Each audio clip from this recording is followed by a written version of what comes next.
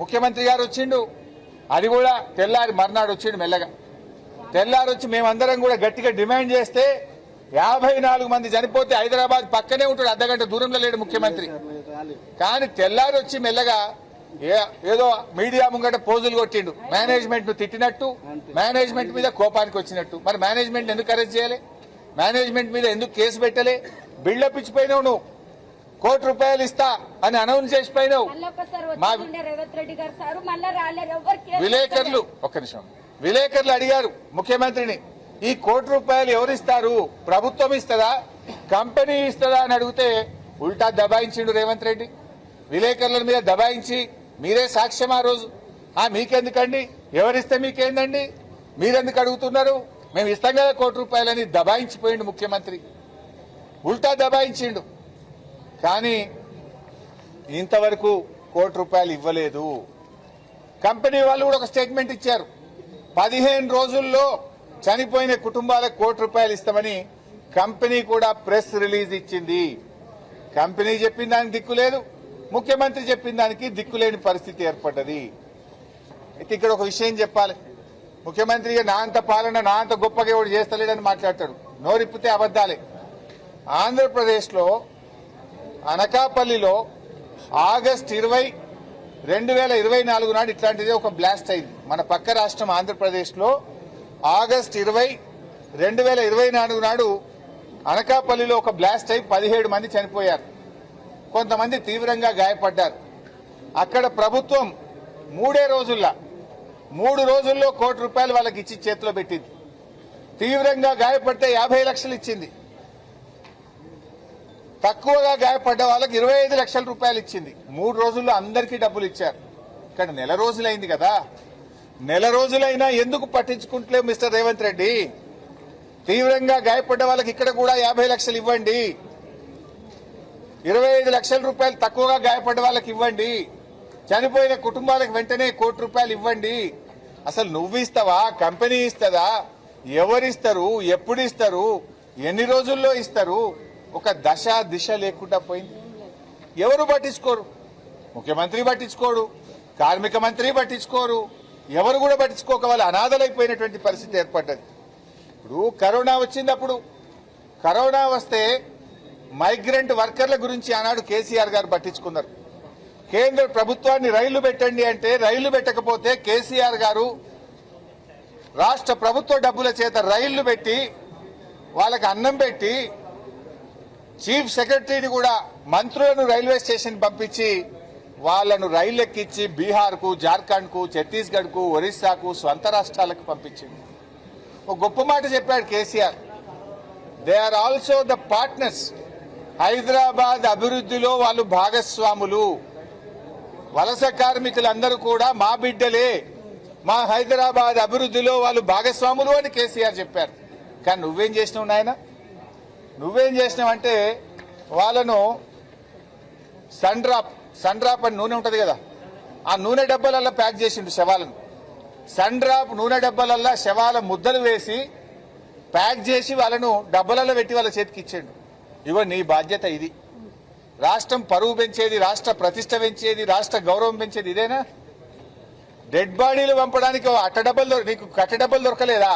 అట్టడబ్బలలో పెట్టి పంపుతావు. Sun drop oil ముద్దలు పెట్టి పంపిస్తావు. కేసీఆర్ ఏమో ఈ రాష్ట్ర గౌరవాన్ని పెంచి వలస కార్మికులు కూడా నా తెలంగాణ అభివృద్ధిలో భాగస్వాములు, ఆ బిడ్డలను నేను కాపాడుకుంటా అని చెప్పి వాళ్ళకు బియ్యం ఇచ్చి, అన్నం పెట్టి, రైళ్లు పెట్టి, స్వస్థలాలకు పెంచి వాళ్ళను కాపాడుకున్నాడు కేసీఆర్. కానీ నువ్వు వాళ్ళు వలస కార్మికులని వాళ్ళకు ఎక్స్గ్రేషియా ఇయ్యవు, కనీసం డెడ్ బాడీలను కట్టడబ్బలలో పెట్టి గౌరవప్రదంగా ఇచ్చి ఇయ్యవు. నువ్వు ఇంత అమానవీయంగా వ్యవహరిస్తావా మిస్టర్ రేవంత్ రెడ్డి అని నేను అడుగుతా ఉన్నా. చాలా దుర్మార్గమైనటువంటి పరిస్థితి. ఇంకో విషయం, నెల రోజులు అయింది, ఇప్పటి వరకు ప్రభుత్వం ఈ ప్రమాద ఘటనకు కారణాలేందో చెప్పిందా? Why this blast has been done, ఈ బ్లాస్ట్ ఎందుకు జరిగింది, దీనికి గల కారణాలేందో ప్రభుత్వం చెప్పదు. హై లెవెల్ కమిటీ వేస్తా అన్నాడు, ఏడవైంది ఆ కమిటీ రిపోర్టు, అందులో ఏమున్నది సీక్రెటు? నెల రోజులైన తర్వాత హై లెవెల్ కమిటీ రిపోర్ట్ బయటకు రాదా? ప్రమాద ఘటనకు జరిగిన కారణాలు కూడా బయటకు రావా? మేనేజ్మెంట్ మీద కేసులు పెట్టరా, చర్యలు తీసుకోరా? ఈరోజు మేము అడుగుతా ఉన్నాం. 54 మంది చావుకు కారణమైన మేనేజ్మెంట్ మీద మర్డర్ కేసు పెట్టి లోపల వేయాలనా వద్దా? ఎందుకు లాలూచిపడ్డావు మేనేజ్మెంట్తోనే నేను అడుగుతా ఉన్నా. అదేవిధంగా ఇవాళ చనిపోయిన దాంట్లో తెలంగాణ వాళ్ళు 2 ఉన్నారు, ఆంధ్రప్రదేశ్ వాళ్ళు 9 మంది ఉన్నారు, మరో 43 మంది ఉత్తరప్రదేశ్, బీహార్, ఒరిస్సా, వెస్ట్ బెంగాల్, మహారాష్ట్ర, జార్ఖండ్ తదితర రాష్ట్రాల వాళ్ళు ఉన్నారు.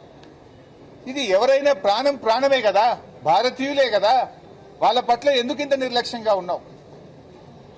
సో మేము ప్రభుత్వాన్ని డిమాండ్ చేస్తున్నాం, వెంటనే ₹1 కోటి చనిపోయిన కుటుంబాలకు, మిస్సింగ్ కుటుంబాలకు ఇవ్వండి. తీవ్రంగా గాయపడ్డ వాళ్లకు ₹50 లక్షలు ఇవ్వండి. తక్కువగా గాయపడ్డ వాళ్ళకి ₹25 లక్షలు అందించండి. అందరికీ డెత్ సర్టిఫికెట్, ఎఫ్ఐఆర్ కాపీ, పంచనామా కాపీలు కూడా ఒక ఫోల్డర్ లో పెట్టి ఆ కుటుంబాలకు ఇంటి వద్ద తీసుకుపోయి ఇచ్చిరండి. అదేవిధంగా గతంలో కూడా ఒకసారి ఇక్కడనే సదాశివపేటలో ఒక యాక్సిడెంట్ అయింది, సంగారెడ్డిలో ఒక ఓఆర్ఆర్ మీద యాక్సిడెంట్ అయితే ముస్లిం మైనార్టీలు చనిపోతే ఆ రోజు నేను జిల్లా మంత్రిగా ఉన్న చింత ప్రభాకర్ అన్న నా దృష్టికి తెస్తే 5 లక్షలు ఎక్స్గ్రేషియా ఇచ్చి ఎంఆర్ఓ వాళ్ళ ఇంటికి పోయి పంచనామా, ఎఫ్ఐఆర్, డెత్ సర్టిఫికేట్ ఇంటికి పోయి ఇచ్చి ₹5 లక్షల చెక్ ఇచ్చి వచ్చినాం. మేము రాష్ట్ర ప్రభుత్వం తరఫున సాయం చేసినాం. వారం రోజుల్లో ఇచ్చినాం. నువ్వు నెల రోజులు అయిపోయా పట్టించుకోవు. పక్కన ఆంధ్రప్రదేశ్ 3 రోజులు ఇచ్చినా నీకు బుద్ధి రాకపోయా నీకు? ఎందుకు ఈ బాధ్యత ఇచ్చి మళ్ళా అసలు ఒక్కసారి రివ్యూ చేసినవా రేవంత్ రెడ్డి? నెల రోజుల తర్వాత ఇప్పుడన్నా రివ్యూ చేసినవా?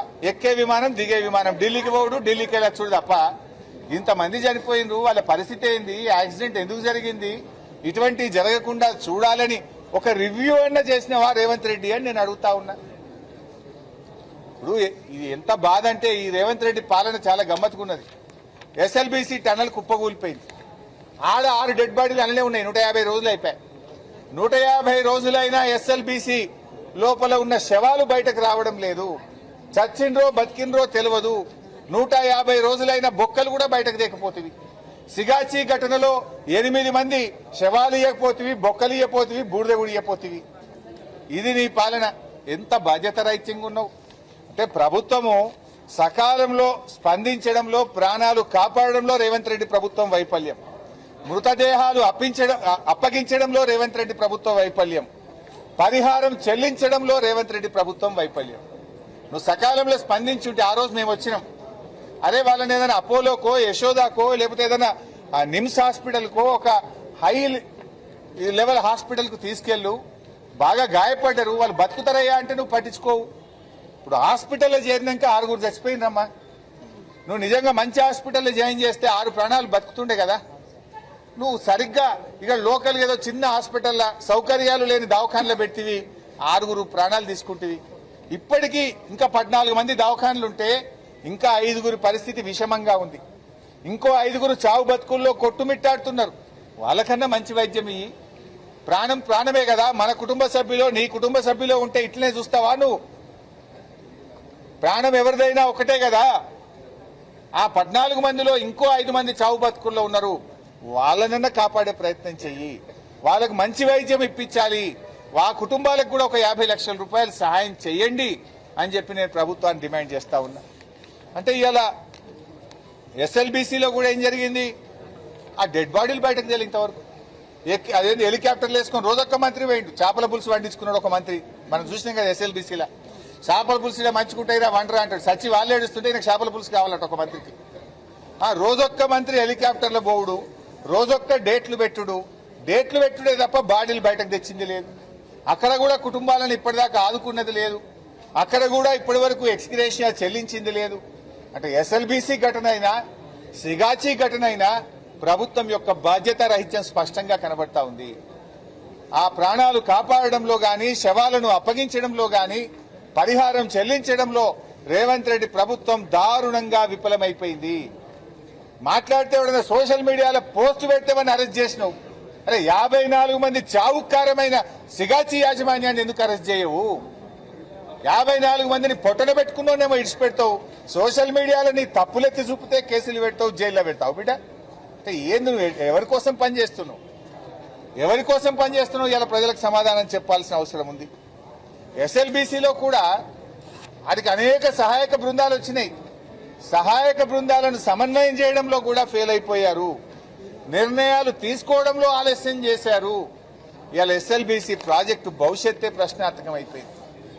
ఎస్ఎల్బీసీ ప్రస్తావన ఎందుకు వచ్చిందంటే అక్కడ ఈ 150 రోజులైనా 6 శవాలు ఇప్పటికీ దొరకలేవు. ఇక్కడ సిగాచి ఘటనలో 8 శవాలు దొరకలేవు. మిస్సింగ్ అంటున్నారు. మిస్సింగ్ ఏందండి? ఇంత పెద్ద ప్రభుత్వం మనిషి ఉన్నడా పోయిండా చెప్పరా మీరు?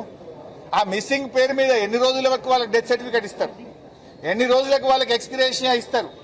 ప్రభుత్వం రివ్యూ చేయాలి. మిస్సింగ్ అయినా చనిపోయినా 54 మందికి తక్షణమే కోటి రూపాయలు ఇవ్వాలని మేము డిమాండ్ చేస్తున్నాం. ఈరోజు జిల్లా కలెక్టర్ గారికి మేము అన్ని విషయాలు కూడా చెప్పి బాధితుల పక్షాన వాళ్ళ యొక్క బాధను వాళ్ళ గోసను వినిపించే ప్రయత్నం చేశాం. ప్రభుత్వం స్పందిస్తుందని, ప్రభుత్వం ఆ కుటుంబాలను ఆదుకుంటుందని మేము ఆశిస్తా ఉన్నాం. ఒకవేళ స్పందించకపోతే మాత్రం మేము మా యొక్క పోరాటాన్ని మరింత తీవ్రతరం కూడా చేస్తాం. నేను ఒకటే ముఖ్యమంత్రిని కోరేది ఒకటే, ఇలాంటి విషయంలో కూడా మీరు బాధ్యతారహిత్యంగా ఉండొద్దు, కొంత బాధ్యతగా వ్యవహరించండి, మానవీయ కోణంలో ఆదుకోండి, వెంటనే తగిన నిర్ణయాలు తీసుకోండి. మేము తొందరపడలే కదా. నెల రోజులు ఆగిన తర్వాత ఇవాళ కలెక్టరేట్కి వచ్చాం. నెల రోజుల తర్వాత వాళ్ళ రోదనలు విని వాళ్ళ బాధ చూడలేక మేము వచ్చి రిప్రజెంట్ చేశాం. మిమ్మల్ని నిద్రలేపుదామని వచ్చాం, మిమ్మల్ని తట్టి లేపుదామని వచ్చాం. ఇప్పటికైనా స్పందించండి. గమ్మత్ ఏంటంటే నేను శనివారం నాడు మా స్థానిక నాయకులకు చెప్పాను, మండే రోజు వెళ్దాము ఆ బాధితులను ఆదుకుందామని చెప్తే నిన్నటి నుంచి ఒకటే ఫోన్లట వీళ్ళకు, మీరు ఓకూరి మీకు సాయం చేస్తామని. మరి నెల రోజులు ఏం చేసింది? మేము ఇవాళ వస్తామంటే ఫోన్లట నిన్నటి నుంచి. వీళ్ళకి ఫోన్లు వచ్చినాయట. వచ్చినాయా? ఎప్పుడు వచ్చినాయి? నిన్న వచ్చినాయి. నేను ఇవాళ వస్తా అంటే నిన్న ఫోన్లు కొట్టి వాళ్ళకి. సరే స్పందించారు, సంతోషం. ఫోన్లు కాదు నాయన, వాళ్ళకి ఇచ్చే కోటి రూపాయలు ఇచ్చి ఆదుకోండి.